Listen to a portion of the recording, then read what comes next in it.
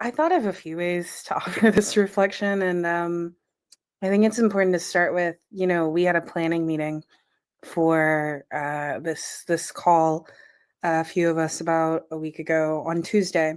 And at the time, I tried to join this call. My Wi-Fi was going in and out. I was in Los Angeles with my family. I'm from Los Angeles.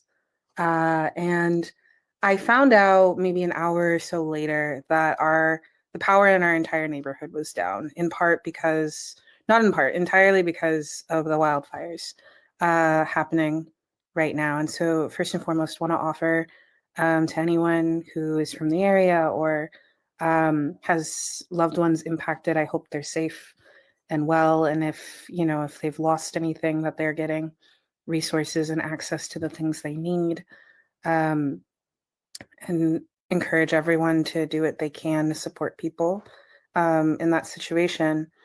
But, going through that situation, it impacted how I wanted to talk today. And I specifically wanted to share some thoughts about Isaiah 43, which folks read earlier. Uh, and, when I was initially telling folks how I wanted to talk about this, I was sharing with them with the upcoming inauguration and Trump's reelection.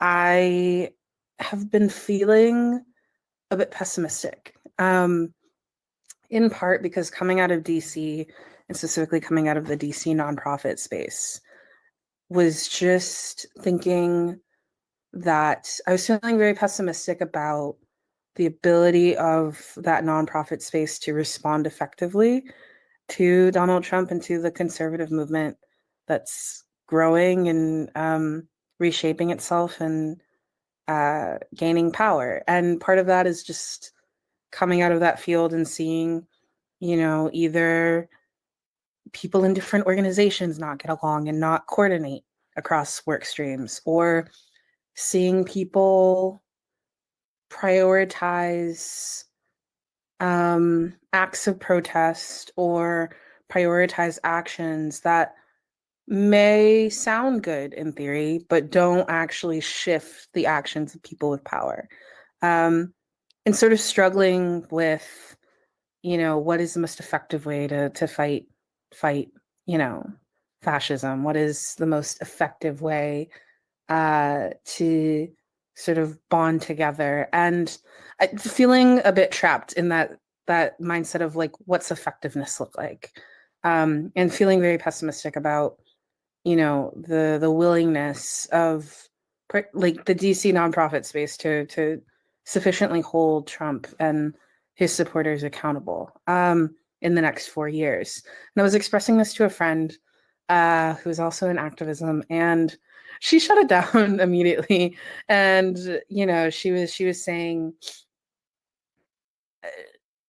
a lot of the people who were organizing when Trump was initially elected, even if I thought those people weren't very effective, or they should have seen this stuff coming, and or Trump's reelection coming and whatnot, the people who are interested in fighting Trump, the movement has changed so much from what it was 8 years ago. And even if it feels like we weren't sufficiently prepared that time, even if it feels like we weren't maybe as effective as we should have been last time in order to prevent him coming back, she felt really, really confident that, people were going to be able to adapt and shift and meet the moment. I didn't agree with her at the time. We had this conversation maybe back in November.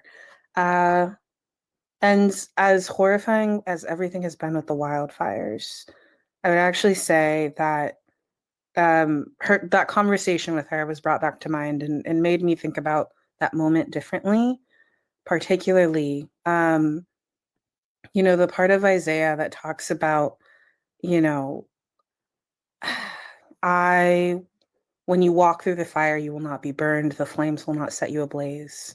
Or even earlier, when you pass through the waters, I will be with you. When you pass through the rivers, they will not sweep over you. Um, and what that passage speaks to about God's protection. Um, as I was preparing for this, it was making me think about at the time, maybe I was thinking there felt like there was nobody coming to save us. Um, with Trump's inauguration, that pessimism was maybe coming from a place of not feeling like there were enough protections in place, like there was a God who was going to intervene and stop this man from doing everything horrible. But something that I do really admire about that passage and that I want to remember moving forward is how much it brings in community and highlights that God doesn't expect us to do things alone.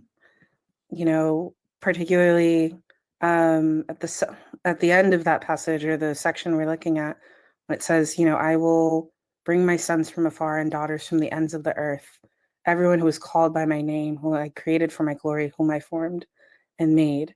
Um, I think it's an indication of even in the tough moments, even when things are hard and it feels like everything's falling apart, God brings us together to work through them. And through this wildfire season or through this like horrific event, um, even as terrifying and horrifying as it is, it has been such a moment of unity and of generosity across the city, and people all over the country in ways that I can't express appreciation enough for. And that's the part of the next 4 years that I'm excited for, no matter what happens. And that I want to remember the feeling of is that people are capable of generosity at all times. They are capable of rising to the moment at all times. And I don't think we have room for pessimism, but even more so, I don't want to have room for pessimism when that generosity and care exists. And so I hope, you know, all of you will carry a spirit of optimism into the next 4 years and forevermore. And I'm looking forward to fighting alongside all of you.